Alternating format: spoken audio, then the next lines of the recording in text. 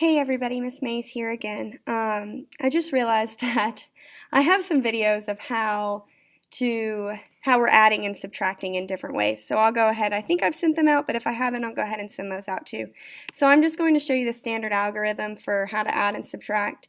Once again, we're here solving math word problems, and we're talking about cubes, and we're talking about just the different types of word problems. This says Lily had 42 softballs in her room. Her mom gave her some more. We don't know how many more. Now Lily has 87 softballs. How many softballs did her mom give her? So the first thing that I need to do, it says, is I need to circle my numbers. So I know my numbers are 42 and 87.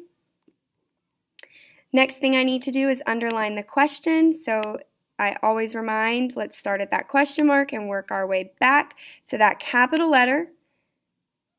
How many softballs did her mom give her? That's my question. Next thing is B, is box those action words or those key words. I'm going to say gave was a key word or an action word. I'm going to say now, and I'll tell you why now is an action word. And then I'm also going to box give her. I am going to leave out the word more. And the reason why I'm not going to box that is because there is another type of word problem where we're comparing two numbers. And it says in the word problem more than. And a lot of times kids automatically assume because it says more that they need to add, and that's not always the case.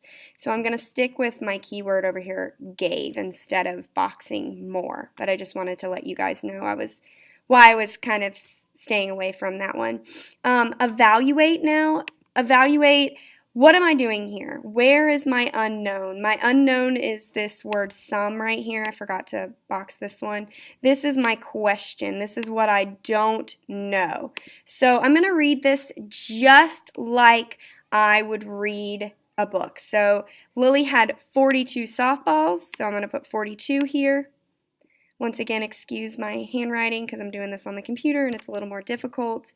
Her mom gave her some more. Gave to me means that I'm adding, and I might go ahead above that gave and I might put an addition sign. Gave her some. We don't know what some is. Some is my question mark. This is what I don't know.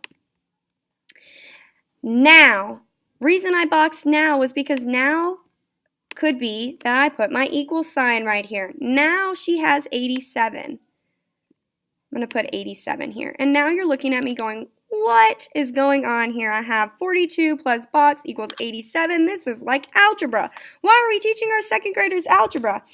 Well, we're really trying to teach them problem solving, and this is one strategy to problem solve. Some of your kids may just look at this and go, okay, I have 42 on my room.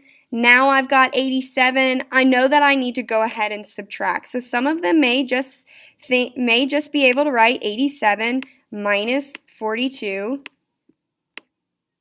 equals box. And that's great. That's problem solving at its finest right there. That is eventually what we want our kids to be able to do, is to say that I know that 87 is my total and 42 is part of that total, and I know I need to subtract to get what's in this box.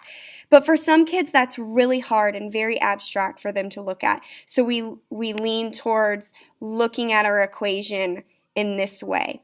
And what I say to them is, let's see what makes sense here. In an addition problem, our biggest number is at the end. It's 87. That is our biggest number. And I know that I have 42 as part of this. So if I have 87 and 42, and I know 87 is my total, well, I can't go over 87, so I can't add 42 to 87. So I know that I need to do 87 minus 42 to get my answer. Some kids may still need to take it a step further and say, I have no clue what I need to do, Miss Mays, when I get to this step. So we have a little chance. Addition is as easy as 1, 2, 3. And then we can draw something what we call a fact family triangle. It has subtraction on the sides and addition on the bottom. We can label this triangle with 1 and 2 on the bottom because these are the parts, and 3 is our whole. Like we said in this first scenario, we knew that 87 was our biggest number. It goes at the top. And we know 42 and box go at the bottom. Oops, sorry about that, box. And now we can say that we need to do 87 minus 42, and we can come right over here. We can do 7 minus 2 equals 5, and we can do 8 minus 4 equals 4, and we know that our answer is 45. Well, let's check. Because if we get some crazy answer, 42 plus 45 equals 87, to me that makes sense. I can put a check there, or I can even do 45 plus 42 and see if I get my answer of 87.